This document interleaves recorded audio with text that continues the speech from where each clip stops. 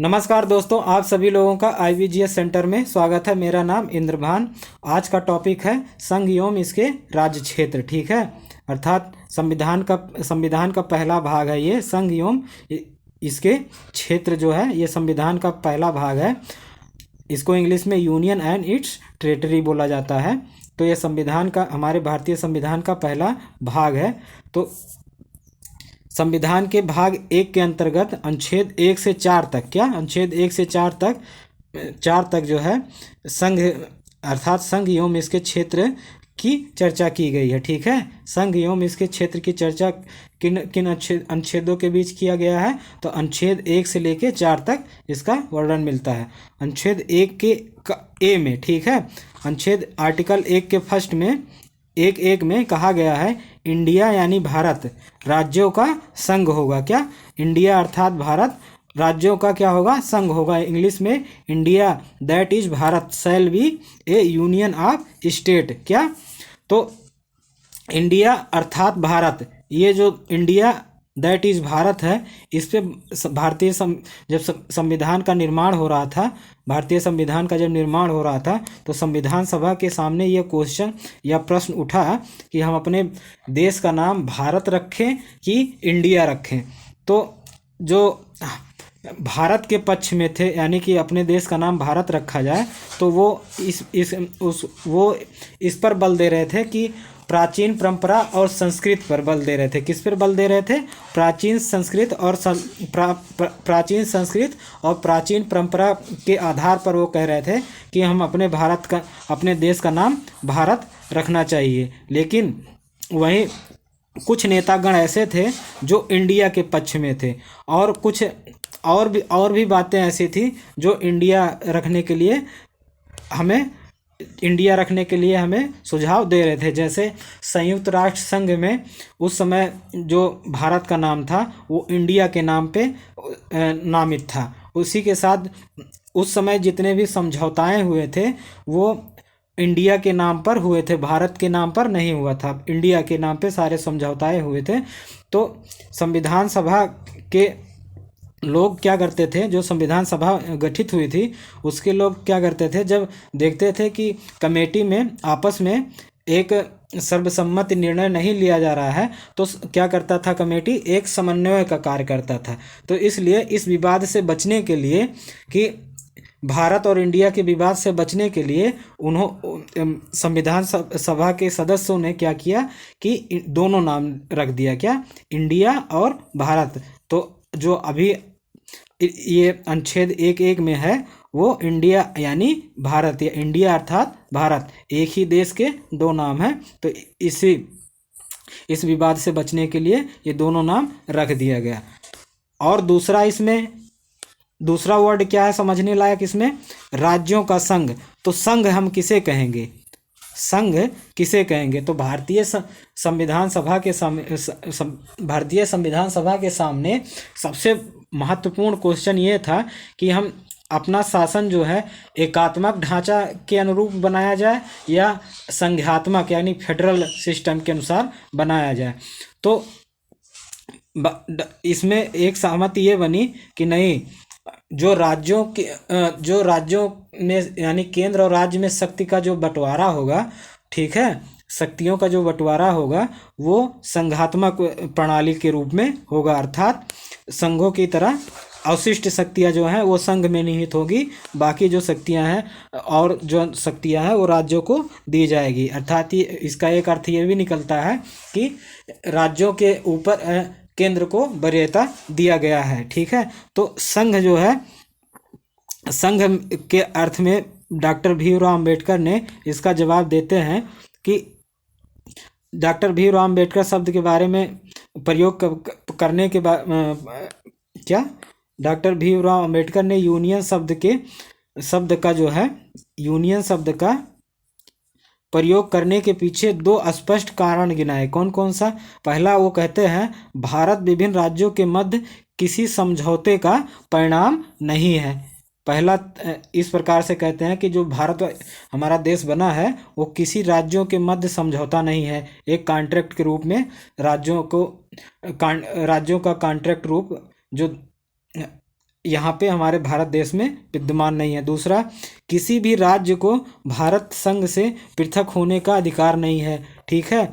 और इसी प्रकार से कहते हैं बाबा भीमराव अम्बेडकर कि अमेरिकियों को तो गृह युद्ध छेड़ना पड़ा था अपने कि राज्य संघ से अलग नहीं हो सकते, यानी कि फेडरल से अलग नहीं हो सकते। इसके लिए अमेरिकियों ने युद्ध गृह तक छेड़ दिया था। तो इसीलिए बाबा भीमराव अम्बेडकर वहाँ उस समय यहाँ चालाकी दिखाए कि भविष्य में ऐसा कि क्योंकि उस समय जब हमारा देश आज़ाद हुआ तो उस समय बहुत सारी रियासतें मौजूद थी, ठीक है। तो अगर हम राज्य को इतनी शक्ति दे दी जाए, इतना शक्ति दे दिया जाए कि वो भविष्य में आके स्वतंत्र रूप से व्यवहार करने लगे, तो संघ का वहाँ पे अर्थ अस्पष्ट हो जाएगा, ठीक है। इसीलिए बाबा भीमराव अम्बेडकर ने कहा कि राज्यों के मध्य कोई समझौता, भारत देश है वो राज्यों के मध्य एक समझौता नहीं है, ठीक है। यानी कि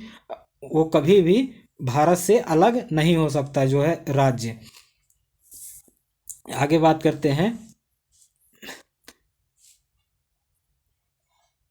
आर्टिकल 1 के 3 में, आर्टिकल 1 के तीसरे क्लॉक में क्या कहा गया है कि अनुच्छेद 1 के 3 में भारत के राज्य क्षेत्र को 3 वर्गों में बांटा गया है। कितने राज्य क्षेत्र में बांटा गया है? 3 वर्गों में। एक राज्यों का क्षेत्र है, दूसरा संघ राज्य क्षेत्र है, और तीसरा ऐसे अन्य राज्य क्षेत्र है जो अर्जित किए गए हैं।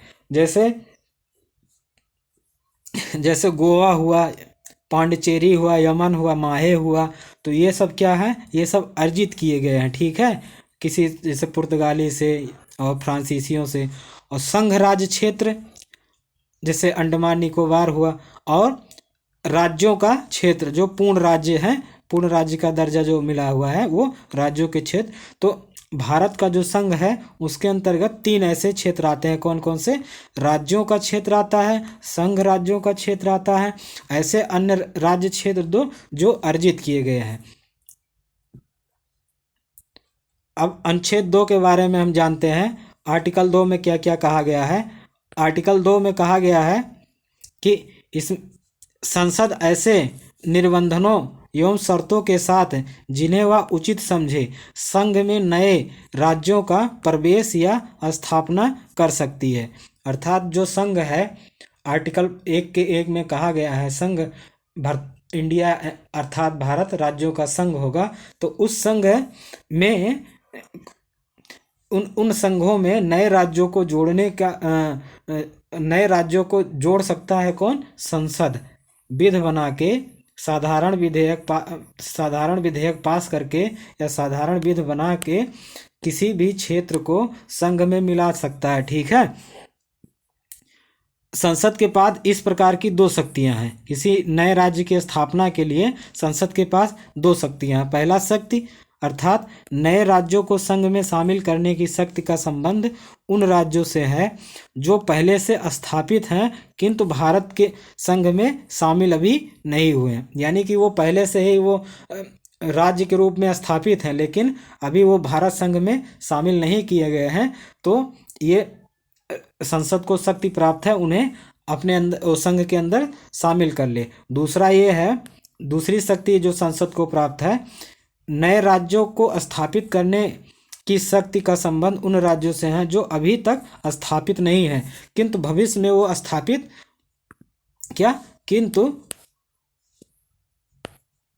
किंतु भविष्य में उन्हें स्थापित किया जा सकता है, ठीक है। भविष्य में ऐसे राज्यों को स्थापित किया जा सकता है तो उन्हें भी हम संघ में जोड़ सकते हैं। ये शक्ति किसे प्राप्त है? ये संसद को प्राप्त है। आर्टिकल 2 में आर्टिकल 1 की तुलना में, क्योंकि उसमें भी केंद्र को ही सबसे ज़्यादा शक्ति दिया गया है, तो आर्टिकल 2 में भी उसी तरह राज्यों की तुलना में केंद्र को अधिक शक्ति दी गई है, ठीक है। आर्टिकल 3 में, ठीक, अनुच्छेद 3 में कहा गया है राज्यों की सीमाओं या नाम आदि में परिवर्तन की क्या शक्ति है। तो ये आर्टिकल 3 हमें बतलाता है राज्यों के सीमाओं को किस प्रकार हम चेंज कर सकते हैं, उनके नामों में क्या परिवर्तन कर सकते हैं, तो ये शक्ति जो है हमें कहाँ दिया गया है, आर्टिकल 3 में। तो ये शक्ति किसे दिया गया है, संसद को दिया गया है। तो संसद जो है विधि बना के अर्थात कानून बना के राज्यों की सीमाओं को चेंज कर सकता है, राज्यों के नामों को भी परिवर्तन कर सकता है आर्टिकल 3 के तहत। कौन, संसद। तो पहला है इसमें संसद क्या है, संसद विधि द्वारा ए अर्थात का जो है इसमें कहा गया किसी राज्य में से उसका राज्य क्षेत्र अलग करके अथवा 2 या 2 से अधिक राज्यों के भागों को मिलाकर अथवा किसी राज्य क्षेत्र को किसी राज्य के भाग के साथ मिलाकर नए राज्य का निर्माण कर सकेगी। कौन, संसद। किस प्रकार से, तो वो कोई भी राज्य है उसका राज्य क्षेत्र अलग करके अर्थात उसके राज्य क्षेत्र को बांट करके, जैसे यूपी है तो यूपी को 2 भागों में बांट दिया जाए, 3 भागों में। मायावती जी तो 4 भागों में बांटने के लिए एक बार मांग की थी। इसी प्रकार से एमपी है उसे भी बांट दिया जाए 2 भागों में, 3 भागों में। तो ये संसद विधि बना के आर्टिकल 3 के अंतर्गत ऐसा कर सकती है, ठीक है। और या किसी राज्य क्षेत्र को किसी राज्य क्षेत्र के भाग के साथ मिलाकर, जैसे यूपी के कुछ भाग को मिला के और एमपी के कुछ भाग को मिला के, ठीक है, एक नया राज्य बना दिया जाए। जैसे हिमाचल प्रदेश के कुछ भाग को और उत्तराखंड के यूपी के कुछ भाग को काट के उत्तराखंड का निर्माण किया गया था। इसी तरीके से बिहार को काट के और छत्तीसगढ़ को काट के, छत्तीसगढ़ के कुछ भाग को काट के क्या झारखंड राज्य स्थापित किया गया था, नया राज्य बनाया गया था, ठीक है। खा किसी राज्य का क्षेत्र बढ़ा सकती है क्या, संसद जो है किसी राज्य का क्षेत्र बढ़ा सकती है। कैसे, विधि बना के। किसी राज्य के क्षेत्र को घटा भी सकता है संसद, विधि बना के। किसी राज्य की सीमाओं में परिवर्तन कर सकता है, कैसे, विधि बना के। किसी राज्य के नाम में भी परिवर्तन कर सकता है, कैसे, विधि बना के। कौन करता है, ये संसद करता है। संसद राज्य जो है वो राज्यों की सीमाओं को बदलने या उनके नाम को बदलने के लिए संसद को विशेष बहुमत की जरूरत नहीं होती है, अर्थात उसे राज्यों से परमिशन नहीं लेना पड़ता है। वह ऐसा विधि या ऐसा कानून साधारण बहुमत के सहायता से भी कर सकता है। कौन, संसद साधारण बहुमत की सहायता से किसी राज्य का नाम, किसी राज्य की सीमा में परिवर्तन या किसी राज्य के क्षेत्र का छोटा करना, बड़ा करना, ये साधारण बहुमत की सहायता से करता है। इसका एक अर्थ ये भी निकलता है कि संसद जो है वो आर्टिकल 368 है, यानी संविधान संशोधन की जो प्रक्रिया है, विशेष प्रक्रिया के तहत नहीं गुजरना पड़ता है राज्य के नामों और राज्य की सीमाओं को बदलने के लिए, ठीक है। साधारण बहुमत से ऐसा कार्य हो जाता है। अब बात करते हैं आर्टिकल 3 में ही जो दिया गया है, ठीक है। आर्टिकल 3 में जो दिया गया है उस पर भी कुछ क्वेश्चन उठते हैं, तो बात करते हैं। क्वेश्चन ये है कि क्या संसद के पास भारतीय राज्य क्षेत्र का कोई हिस्सा किसी अन्य देश को अर्पित करने का अधिकार है, अर्पित अर्थात देने का अधिकार है। तो ये आर्टिकल 3 के ही अंतर्गत ये क्वेश्चन उठता है, क्योंकि राज्य संसद को ही अधिकार है ये किसी राज्य के नामों में परिवर्तन करने का, किसी नए राज्य का निर्माण करने का। तो क्या हमारे संसद को ये भी अधिकार है कि वो भारतीय राज्य क्षेत्र को किसी दूसरे देश को दे सकता है? क्योंकि ऐसा मामला हमें देखने को मिलता है 1958 में। कब? 1958 में हमें भारत और पाकिस्तान यह विवाद भारत और पाकिस्तान के मध्य 1958 में हुए एक समझौते से था। उसी समय कुछ भाग भारत ने पाकिस्तान को दिया था और पाकिस्तान ने कुछ भाग भारत को दिया था। तो यह समझौता दोनों देशों ने अपनी सीमा संबंधी विवादों से निपटाने के उद्देश्य से किया था।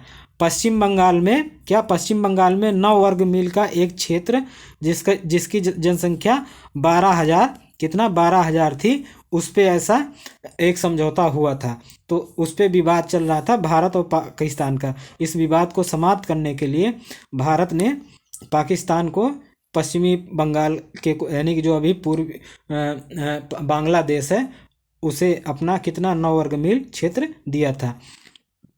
तो इस प्रकार इन प्रश्नों पर अपनी राय व्यक्त करते हुए सर्वोच्च न्यायालय ने निर्धारित किया कि अनुच्छेद 3 जो है भारत के राज्यों के क्षेत्रों के आंतरिक पुनर्नियोजन से संबंधित है। ठीक है, उनमें यह निहित नहीं है कि देश का कोई भाग विदेशी राज्यों को अर्पित किया जा सकता है। अतः बेरूबारी संघ से संबंधित समझौते का क्रियान्वयन अनुच्छेद 368 के तहत संविधान के माध्यम से ही की जा सकती है। इसके पहले जो बेरूबारी संघ था दोस्तों, इसके पहले ये ऐसा माना जाता था कि भारत जो है वो आर्टिकल 3 के तहत किसी देश को अपने जमीन को अर्पित नहीं कर सकता, लेकिन बेरूबारी संघ में ऐसा कर सकता है। कब? 368 अनुच्छेद 368 के तहत जब विशेष बहुमत से यानी विशेष संशोधन किया जाता है, जब संविधान के अनुच्छेद 368 का क्रियान्वयन किया जाता है यानी कि उपयोग किया जाता है, उसके तहत ऐसे कार्यों को किया जा सकता है आर्टिकल 3 के तहत। अनुच्छेद 4 में कह रहा है, अनुच्छेद 4 में बता रहा है कि अनुच्छेद 4 में इस बात को स्पष्ट किया गया है कि यदि संसद अनुच्छेद 2 के तहत नए राज्यों की स्थापना करती है, अनुच्छेद 3 के तहत किसी राज्य के राज्यों के नाम या क्षेत्र या सीमा में परिवर्तन करती है, तो ऐसे विधि को अनुच्छेद 368 के अनुरूप संविधान का संशोधन नहीं माना जाएगा। ये आर्टिकल 4 के अंतर्गत बताया गया है, क्योंकि जो इसमें नाम यानी कि किसी राज्य के नाम या सीमा परिवर्तन या नए राज्यों का गठन होता है, वो आर्टिकल 4 के अंतर्गत आर्टिकल 4 में संशोधन करके, ठीक है, आर्टिकल 4 के तहत में ये शक्ति भारतीय संसद को प्राप्त है कि वो आर्टिकल 368 का उपयोग ना करते हुए साधारण विधेयक पारित करके वो किसी राज्य के नाम या किसी राज्य की सीमा या किसी नए राज्य का गठन कर सकती है। ठीक है, संविधान का संशोधन नहीं माना जाएगा। इसका अर्थ यह है कि संसद को संविधान में संशोधन करने के लिए जिस तरह का विशेष प्रक्रिया व विशेष बहुमत यानी कि आधे से अधिक राज्यों का एक साथ होना, ठीक है, तब जाके वो विधेयक पारित होगा, इस प्रकार का नहीं है। इस प्रकार का हमें संशोधन यानी विशेष बहुमत की जरूरत नहीं पड़ती है। वे बाध्यताएं अनुच्छेद 2 और 3 के अनुसार निर्मित होने वाली विधियों पर लागू नहीं होगी। ठीक है, ये बाध्यताएं कौन से? अनुच्छेद 368 की बाध्यता अनुच्छेद 2 और अनुच्छेद 3 में जो निर्मित है, ठीक है, जो विधि निर्मित है वो अनुच्छेद 368 के द्वारा लागू नहीं किया जा सकता। इन्हें साधारण बहुमत के माध्यम से ही पारित किया जाना संभव होगा। वर्तमान में 28 राज्य और 8 केंद्र शासित प्रदेश है। इसे दिमाग में छापो दोस्तों और कॉपी में भी उतारो। अब बात करते हैं भारत का क्षेत्र और भारत संघ में अंतर है, इसको भी देख लो दोस्तों थोड़ा सा, क्योंकि भारत का क्षेत्र किसे कहेंगे और भारत संघ क्या है, इन दोनों में अंतर है। तो अनुच्छेद 1 के संबंध में ध्यान रखने की बात यह है कि भारत का क्षेत्र तथा भारत संघ समानार्थी शब्द नहीं है।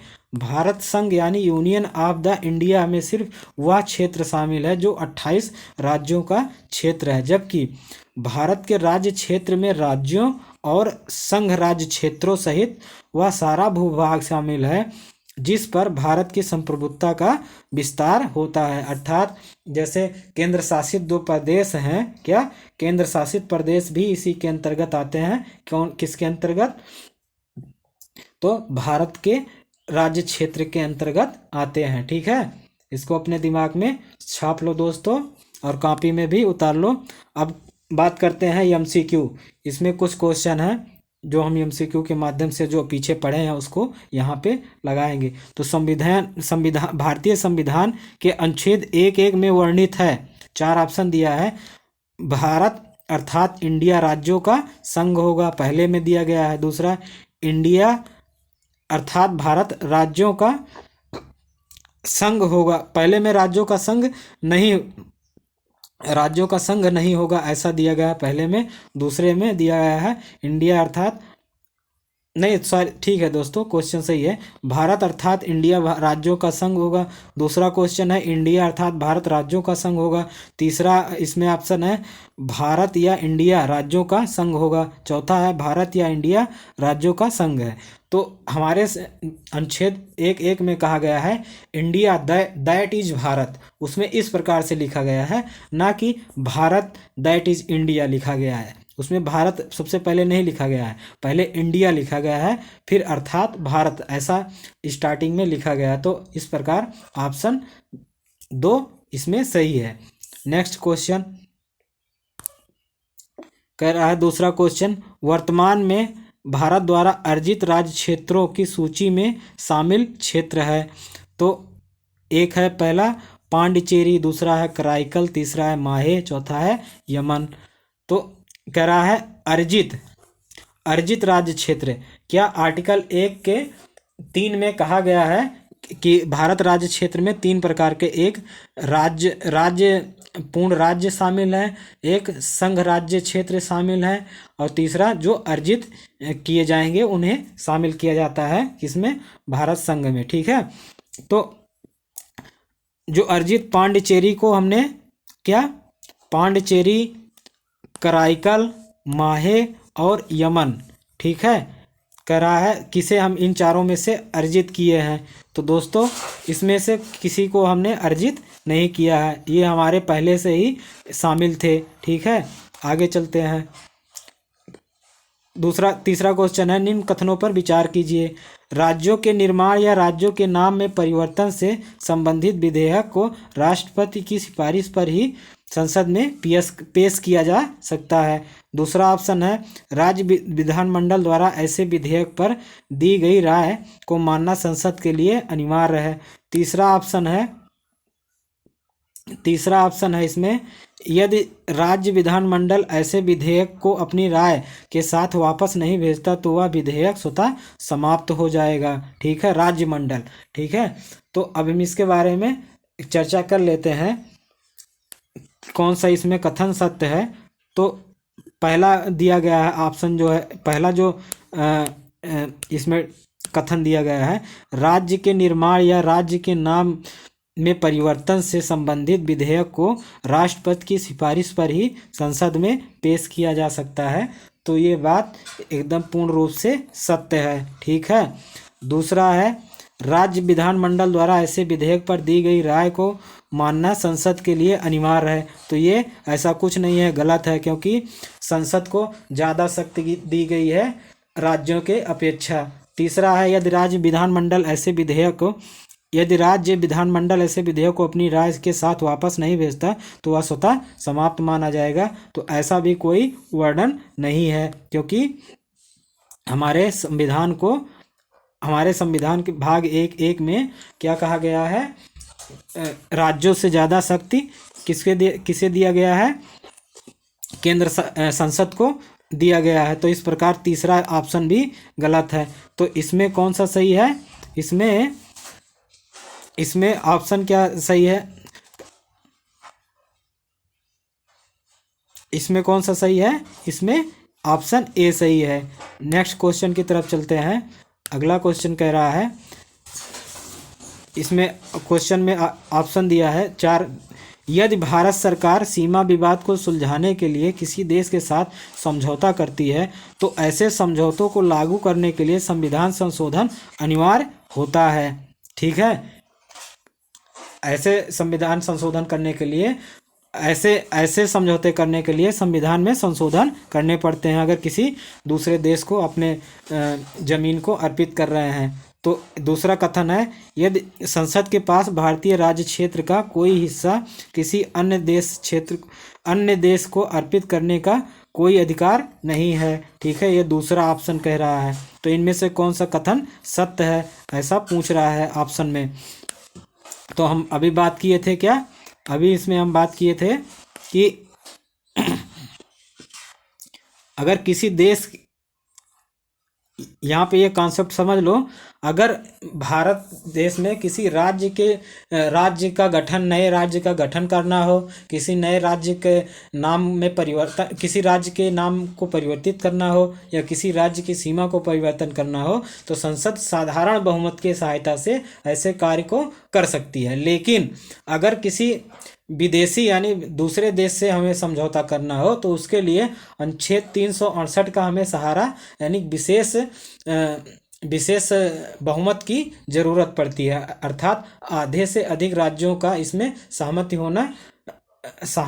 ली जाती है, तब इस प्रकार के संशोधन किए जाते हैं। तो आप इस क्वेश्चन का पहला जो है कथन ये सत्य है और दूसरा गलत है, क्योंकि ऐसा संसद कर सकता है। तो ऑप्शन इसमें कौन सा सही है, ए सही है, फर्स्ट सही है। नेक्स्ट क्वेश्चन, इसमें कहा गया है कि किसी नए राज्य के निर्माण अथवा सीमा में परिवर्तन से संबंधित विधेयक पर राय प्रदान करने के लिए राज्य विधानमंडल को दी जाने वाली समय सीमा का निर्धारण किसके द्वारा किया जाता है। तो किसके द्वारा किया जाता है, ऑप्शन देख लेते हैं दोस्तों। इसमें दिया है संसद द्वारा, राष्ट्रपति द्वारा, राज्यपाल द्वारा, सर्वोच्च न्यायालय। तो इसमें ऑप्शन कौन सा सही है, राष्ट्रपति द्वारा। जो समय सीमा निर्धारण किया जाता है वो राष्ट्रपति के द्वारा किया जाता है, जो किसी राज्य विधानमंडल में जब भेजा जाता है किसी राज्य के नाम या सीमा परिवर्तन करने के लिए, तो वो राष्ट्रपति द्वारा ही निर्धारित किया जाता है। इसी के साथ दोस्तों ये लेक्चर समाप्त होता है। नमस्कार।